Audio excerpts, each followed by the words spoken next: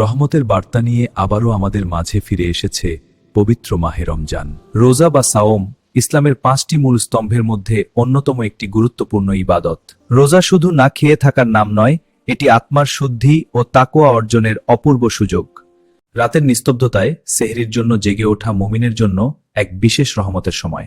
রাসূল সাহা বলেছেন, তোমরা সেহরি খাও, কারণ সেহরির খাবারের মাঝে রয়েছে অফুরন্ত বরকত। সেহরির পর রোজার নিয়ত করে আমরা মহান আল্লাহর সন্তুষ্টির আশায় একটি নতুন দিন শুরু করি। ফজরের নামাজ আদায়ের মাধ্যমে শুরু হয় একজন রোজাদারের আত্মিক শান্তির যাত্রা।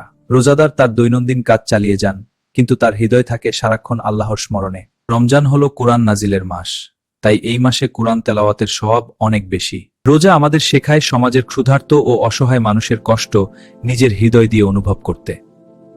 সারাদিনের ক্লান্তি শেষে আসরের সময় ঘনিয়ে এলে রোজাদারের মনে এক অন্যরকম প্রশান্তি নেমে আসে। ইফতারের আগের মুহূর্তটি অত্যন্ত দামি। হাদিসে আছে, এই সময় আল্লাহ বান্দার দোয়া ফিরিয়ে দেন না। সারাদিনের কষ্ট ভুলে আল্লাহর কাছে দুহাত তুলে নিজের জীবনের সব গুনাহ মাফ চাওয়ার শ্রেষ্ঠ সময় এটি।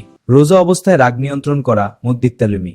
মাগরিবের আজান শোনার সাথে সাথে বিসমিল্লাহ বলে খেজুর ও পানি দিয়ে ইফতার করা সুন্নত। ইফতার শেষে জামাতের সাথে মাগরিবের নামাজ আদায় করা রোজাদারের জন্য পরম শান্তির প্রতীক।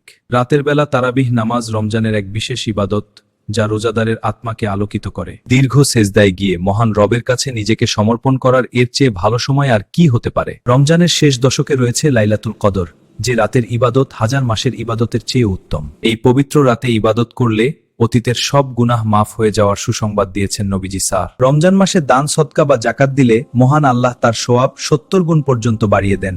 এভাবেই একে একে পার হয়ে যায় রহমত, মাগফিরাত ও নাজাতের পবিত্র দিনগুলো।